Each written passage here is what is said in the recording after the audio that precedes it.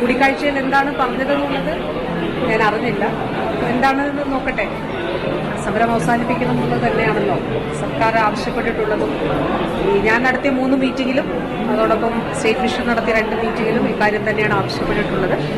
ഇന്ന് ബഹുമാനനായിട്ടുള്ള തൊഴിൽ വകുപ്പ് മന്ത്രിയെ അവർ കണ്ടപ്പോൾ എന്താണ് പറഞ്ഞിട്ടുള്ളത് എന്നുള്ളത് അങ്ങനെ പറഞ്ഞിട്ടുണ്ടെങ്കിൽ നല്ല കാര്യം.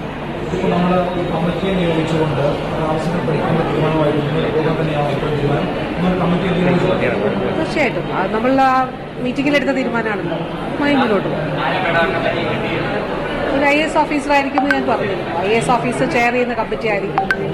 ഫിനാൻസ് ഡിപ്പാർട്ട്മെൻറ്റും തൊഴിൽ വകുപ്പും ഒക്കെ പ്രതിനിധികൾ അതിലുണ്ടാകും എന്ന് പറഞ്ഞിരുന്നു. ആരോഗ്യവകുപ്പ് പറയുന്നത് ഈ കമ്മിറ്റിയുടെ സമയം 3 മാസം എന്നുള്ളതാണ്. അത് 1 മാസമായി കുറയ്ക്കണം. അതുപോലെ ഓണറി വർദ്ധിപ്പിച്ചാൽ മാത്രമേ സമരം അവസാനിപ്പിക്കൂ. കമ്മിറ്റിയുടെ കാലാവധി 3 മാസമാണെന്ന് 1 മാസമാക്കി കുറച്ചാൽ നമ്മൾ ഈ സമരം അവസാനിപ്പിക്കാൻ കുറിച്ച് ആലോചിക്കാം എന്നുള്ള കാര്യങ്ങൾ പറയുന്നു. അങ്ങനെ ഫോമിൽ സർക്കാർ പോകുന്നു. അല്ല, അവരെന്നോട് പറഞ്ഞ കാര്യങ്ങൾ മാത്രമേ എനിക്ക് അറിയുള്ളൂ.